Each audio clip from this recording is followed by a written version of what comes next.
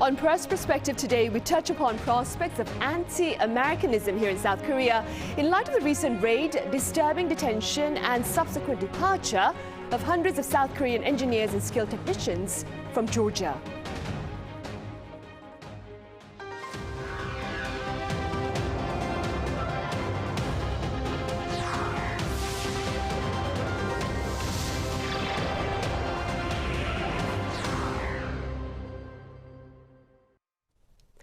Hello and welcome. It's Thursday, September 18th here in Seoul, and you're watching Press Perspective. It's that time of the week during which we address a number of diverse news stories related to South Korea. For more on this, I have Fabian Kretschmer with German news agency DPA here in the studio. Fabian, welcome back. Nice to be here. I also have writer Colin Marshall with the pundit's take on the day's discussion. Colin, it's great to have you here. Thanks for having me back. Fabian, let's begin then with the concerns shared by the foreign media about prospects of anti-American sentiment here in South Korea, following, of course, the raid and detention of South Korean workers at the Hyundai plant in Georgia. Yeah, nowadays the notion is that Koreans feel like they've been stabbed in the back by the US government, even more so since the workers who were detained in Georgia share their stories in the media now and their experiences, which are frankly very horrible. So right now it's not a good time, for the US-Korea alliance. But if we talk about anti-American sentiment here, I think we have to put it into perspective. There were some incidents in 2002, for example, two schoolgirls in Yangju in Gyeonggi province. They were killed during a roadside accident. The two GIs who were driving the tank, they were found not guilty by a military court. That has sparked a lot of mass protests, and there was a feeling of injustice. And 2008, another incident where it was about beef exports from the US to South Korea, which some rumors said that the beef was infected with some mad cow disease that actually turned out not to be true, but that also sparked mass protests. So if you compare that to those incidents, I think the anti-American sentiment is nowhere near as high as it used to be.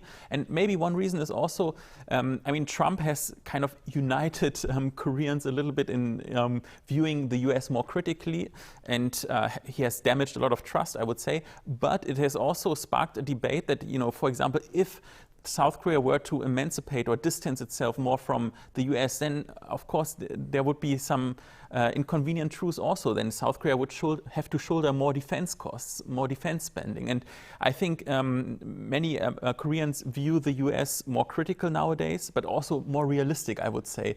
But the anti-American sentiment that you can see on the far left is, I think, only a niche here. Right. Colin, authorities here in the meantime are also conducting thorough review to determine whether or not there were any human rights violations during the raid and detention in Georgia. What are your thoughts regarding the response here in South Korea to the event that took place in the US? Well, as luck would have it, I was burning the midnight oil on a piece about that very subject last night. And one unsurprising element of the reaction in the Korean media is a criticism of the Donald Trump administration, a diagnosis of Trump himself or the administration as having a paradoxical or contradictory view of foreign capital or foreigners themselves. The U.S. wants investment, they say, but they don't want foreigners. So how is that going to work? You pressure foreign countries like Korea to invest in the U.S. or, realistically, offer generous tax breaks in the case of the factory in Georgia, but then you don't issue the visas that are needed for technicians to come from Korea and get the place up and running. Now, in the US, if you look at American social media or the American sort of wings of social media in general, you'll find a lot of, suspicion of the idea that no American could have been hired to do these jobs to get the factory up and running. Maybe that's true, maybe it's not. I'm not in a position to say. But in the Korean media, this is sort of taken as given that yes, they need these people, they need the technicians they brought over to the US to get the place working. And from that point could then hire Americans once the factory is up and running. But more surprising, or maybe not as predictable to a foreign audience or people in the West, is the fact that much of the Korean media coverage doesn't end with criticism of the US, criticism of Trump, criticism of this contradictory attitude, but criticism of South Korea's government itself as well. Why Why has not the government done more to guarantee its citizens the ability to work abroad? Why has the South Korea not negotiated for more visas to be made available to South Korea, more U.S. visas to be made available to South Koreans? I was listening to a Korean podcast about American affairs, and the hosts, who are Koreans in the U.S., were complaining about this, saying, Australia has its own category of visa, its own category of work visa in the US. And compared to Koreans, you never see an Australian in the US. So they say, all of our lawmakers here in Korea, they're constantly going back and forth to the US. What are they doing? Why has their lobbying been so effective, been so ineffective? Are they even lobbying? So there is a sense in which the Korean media and Koreans themselves are expressing frustration with South Korea as well for not making it more possible, for not making it easier to arrange the proper visas to prevent these kinds of incidents from happening in the future. Many pieces have said, take this as a warning.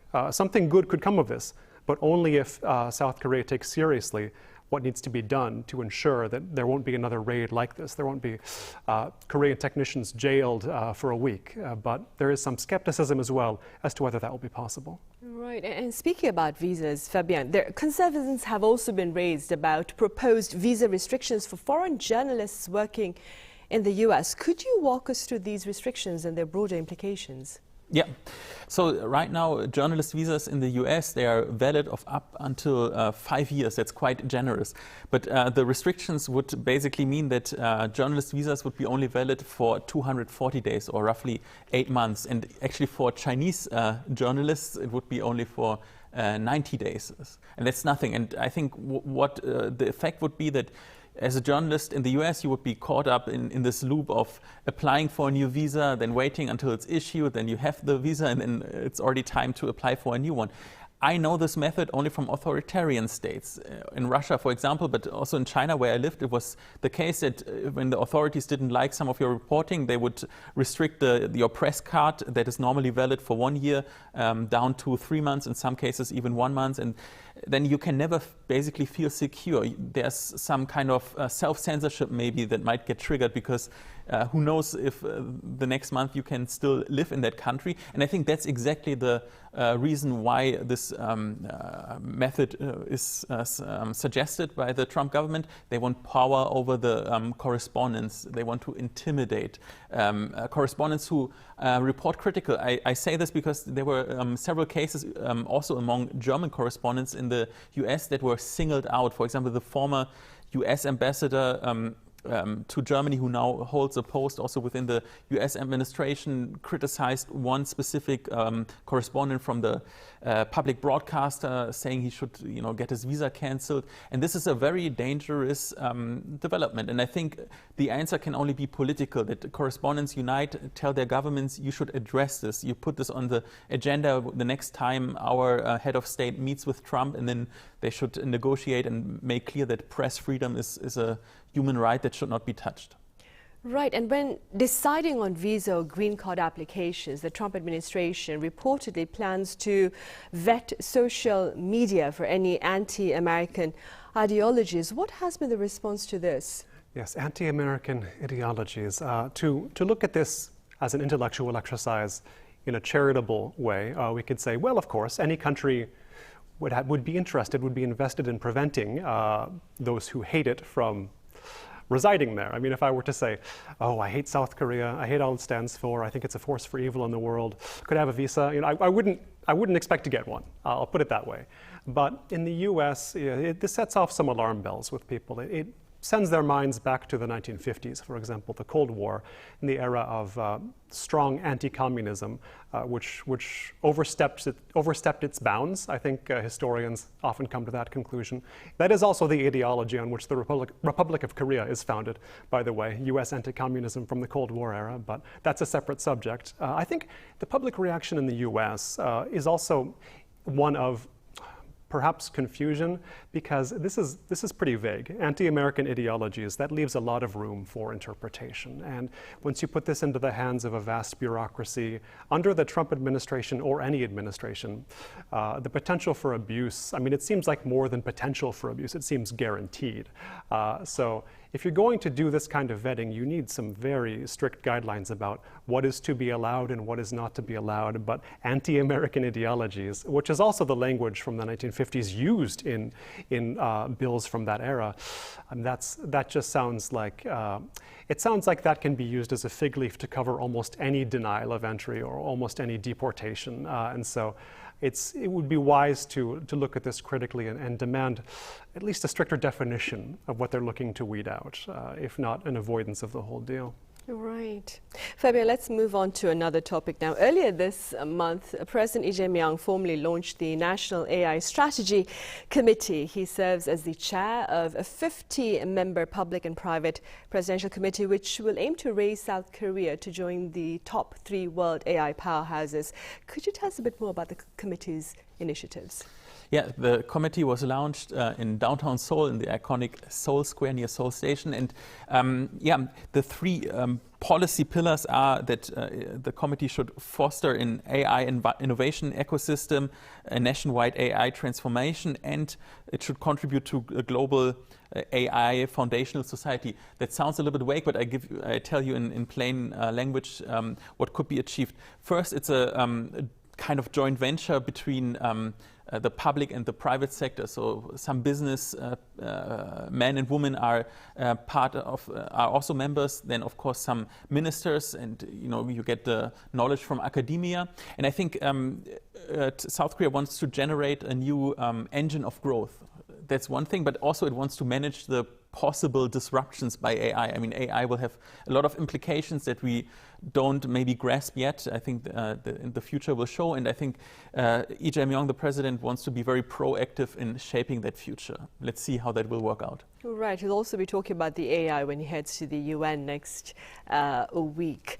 Colin, findings show that 8 out of 10 South Koreans believe AI will have a positive effect on society, and they believe or they trust the answers provided by AI.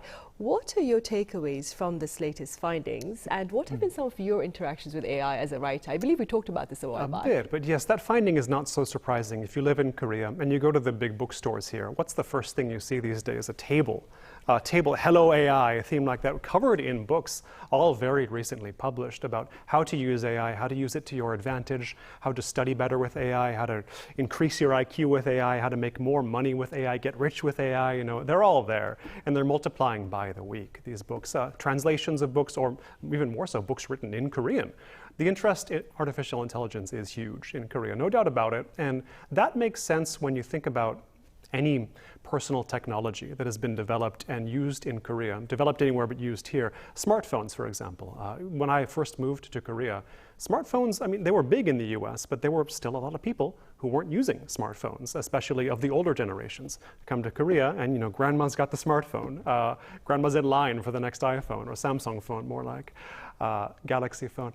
And so there is that sense of early adoption here. There's a culture of early adoption and just getting on board with whatever the technology might be. And you could say, well, this is a good thing. It's adaptability. It shows Korea's willingness to change. I mean, it's changed so much, Korean society. You have to have that willingness. You have to have that ability.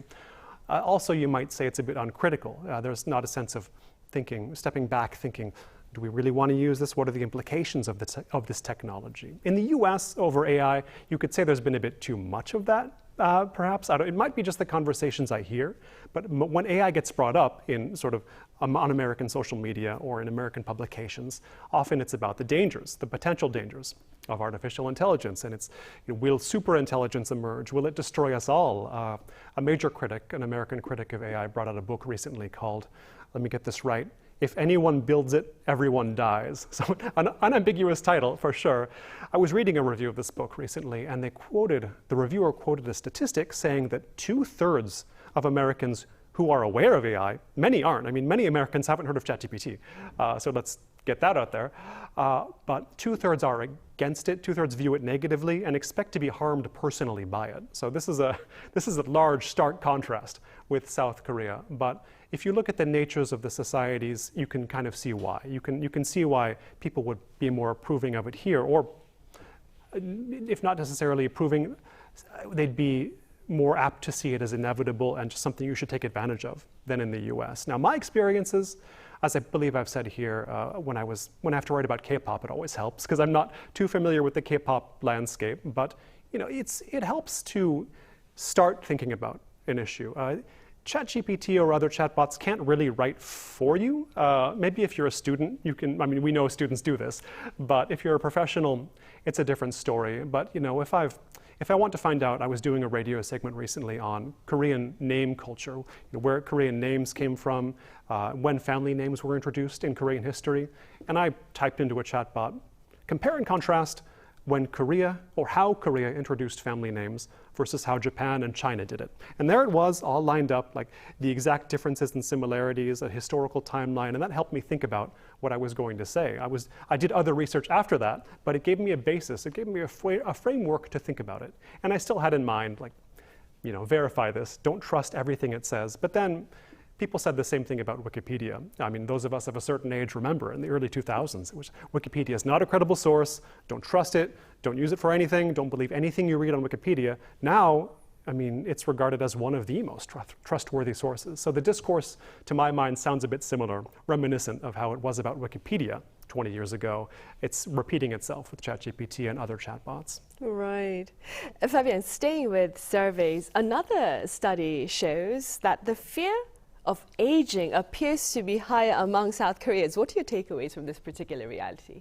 Yeah, this study is quite interesting. It was done by researchers from Hyundai University here in Seoul, and it showed that not only Koreans in general have a higher fear of aging, but within Koreans, women, young people in general, and had like an even more higher fear about aging. And I mean, I thought about that a lot, and I think it kind of makes sense, but it's also a little bit ironic because in Korea, I mean, that's a Confucian society. At least that's what you always read in the media reports. But sometimes you get doubts about that when you see that, in a Confucian value system, age is honored, it's appreciated. But in Korea, age also means, or it comes with some kind of stigma. With aging, you lose your economic potency to say it like this. I mean, for example, poverty among seniors is very high.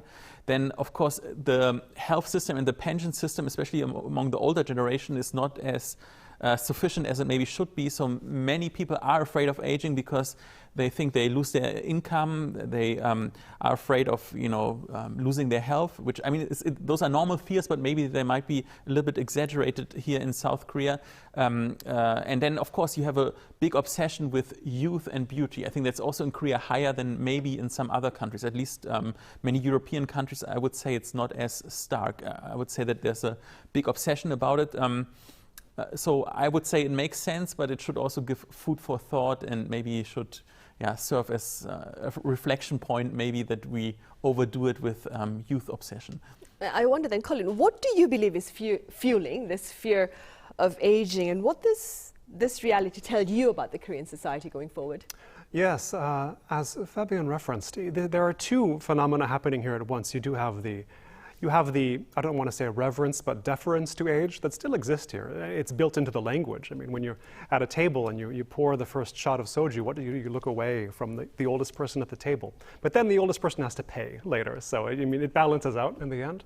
But, of course, any outside observer would be forgiven for assuming there was a sort of cult of youth going on in South Korea as well, what with the plastic surgery or the fact that K-pop performers tend to be at the center of the culture, at least popular culture, and they're about 21 on average, if not younger. So yes, you have these two conditions going on at once. But I would look back to this survey itself, and I did note when I was reading about it that the survey data showed that people were less afraid of aging when they were married. So the unmarried were more afraid of aging, and those with 0 or 1 children were more afraid of aging than those with 2 or more children, at which I breathed a sigh of relief, having 2 at home myself now, as of a month now. But I think this is reflective of a fear of just not being able to get life started. If you're not on the track, the sense that you never will get on it is pretty strong here. So if you don't have the elements in place of a good life, there's a fear that you never will get them in place, especially if you get a little older. The sense of you having missed your shot, I think, becomes palpable. But we should pay close attention to those differences, and this kind of ties into a narrative that I've been noticing in Korea for a long time, which is that, how to put it, the difficulty young people have in getting their lives started, whether it's housing costs or whether it's early salaries or whether it's sort of the culture around dating and marriage changing or views about it getting more negative. So yes, they might look at these surveys themselves, young people, and think, okay, that all makes sense. You'll be less worried about aging if you're married, if you have a family sort of developing, if you have a career that you're on the right path with. But if you don't, it might make you even more despairing. You think, okay, well, how am I going to get that? So yeah, you can see these playing out in these numbers, but also in society itself. And as I think Fabian just referenced offhandedly, the elderly poverty is very visible here. This is not a country in which poverty is highly visible, not like in the US, where there are people living in the streets of major cities. But here, even in Seoul, even in the richest parts of Seoul, you do see older people sometimes pulling very heavy carts laden with cardboard, which they're collecting as their main means of income. And so I think when somebody in Korea sees that, or when that's a part of the background, when that's sort of ambient in your life, naturally you're going to think, okay, how do I avoid that? Can I avoid that? It's a fate that's always sort of presented to you. I mean, in any society, if you want to understand that society, you have to think of who the underclass is. And unfortunately, in Korea, look at who's doing some of the work nobody else wants to do. It's older people. So that itself tells you a lot right there about why Koreans would fear aging. I just don't want to end up down there, as they would see it. Right, which is something the society, of course, is aware of, and the government is seeking, of course, to address. Indeed. All right, Colin, I'm afraid that's all the time we have. Thank you so much for your time and your thoughts. Thank you. Fabian, thank you very much for your insights. Thank you. Right, that ends Press Perspective for today. Thank you for watching. See you same time tomorrow.